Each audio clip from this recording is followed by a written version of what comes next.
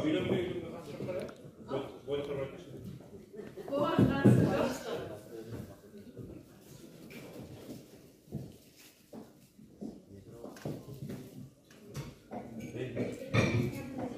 сұрақтың нақты жауабы жоқ, әркім өзінің тұжырымдама ойын жинақтап айтса. Жоқ, мен айтамын. Керек сұрақ деп отты. Дәл қазір жасап жатқан саламызға виза не үшін керек деп. Яғни жаңа әріптестерім айтып жатқандай, виза осы әлеуметтік педагогтар осы оқушылармен жұмыс жасап, әр оқушыны талдап, соның әлеуметтік жағдайын анықтап беру. Отбасылық жағдайына дұрыс бағдар жасау, осы біздің жасалған талдауымыз арқылы психологтарға және басқа да пән мұғалімдерге жеңіл болады деп ойлаймын. Келісесіздер ме? Ой қосатындарыңыз болса, айта отырсаңыздар. Шкафтандыратын сұрақ депті. Виза бұл жалын, ендеше депті. Енді бұл оқушылардың өмірге деген қызығушылығын арттыру, одан кейін бұл жарық ендеше депті виза. Енді алдағы уақытта өмірге қадам басып келе жатқан оқушыларға үлкен үміт, одан кейін бұл күрес депті. Ендеше бұл енді өздері өмірге жаңа қадам басқан кезде өздері қалай нету керектігін үйреніп, барлығын өздері қамтып шығады деген ойдамын оқушылардың.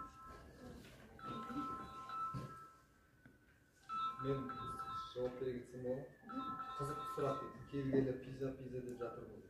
Жалпы түсіндіңіз бе? Пиза деген не екен соны?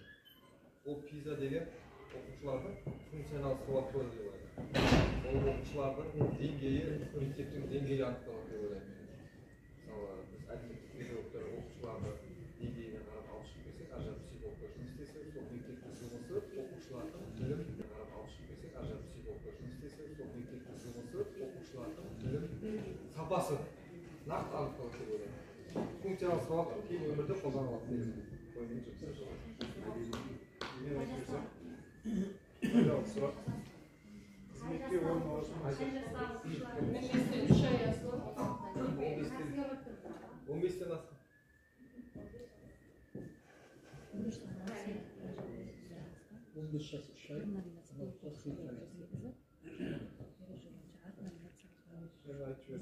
Пайдалы сұрақ дейді.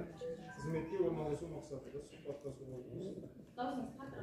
отырсыз, кенет жұмыс беруші сізге сұрақ қояды. Қазақстан Республикасында визаның дамуына қандай үлес қосар едіңіз? Жауабым өзінің әлеуметтік педагог екеніне байланысты. Оқушыны жаңағы зерттеп, психологиялық әлеуметтік педагог жағынан қиын зерттеп, сонда үлес қоссам мен өз үлесім деп есептеймін.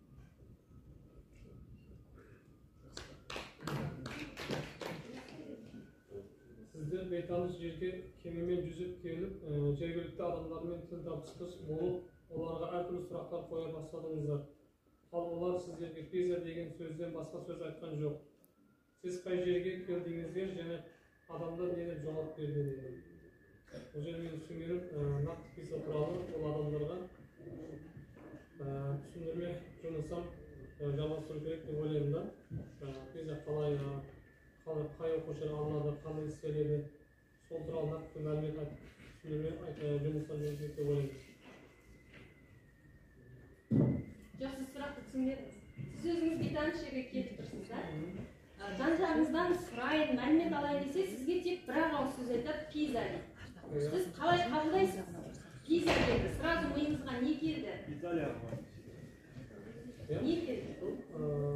Қалай тіл табысасыз басқа адамдармен? Сіз тіл білмейсіз. Тек пизаны түсініп тұрсыз. Пиза яғни әлемдік деңгейдегі сөз болып тұр, иә? Сіз қалай тіл табысып кетесіз ары қарата? Пиза дегенде сіздің ойыңызға бірден не келді? Мен бірінші келгенім біздің әлеуметтік педагог болғаннан кейін адамдармен танысып, оқушылармен әлеуметтік жағдайын анықтап, мен нақты мені жұмыстар ғой. Сол психологтармен бірге анықтап, солай көмектесіп болғаннан Ол жерде сіз тіл визаның не екенін түсініп болғаннан кейін барып анықтайсыз ғой. Мысалға, психологияда дүниетаным деген нәрсе бар да. Дүниетаным деген не? Қазір мен мысалы түбір десем, қазақ тілі маманы сөздің түбірін айтады. Биолог болмаса ботаник ана ағаштың түбірін айтады. Әркім өзінің таным деңгейіне байланысты. Сізден сұрап тұрғаны, пиза дегенде ең бірінші ойыңызға не келеді? Ой қосатындарыңыз болса, ағайын ой шашырап тұрған сияқты, ой қосатындарыңыз болса, аудитория ішіндегі қатысушылар, ойларыңызды айтсаңыздар. Пиза дегенде бірден не елестеді? Әлемдік деңгейдегі зерттеу жұмысы. Халықаралық зерттеу. Халықаралық зерттеу білім беру ұйымдарында.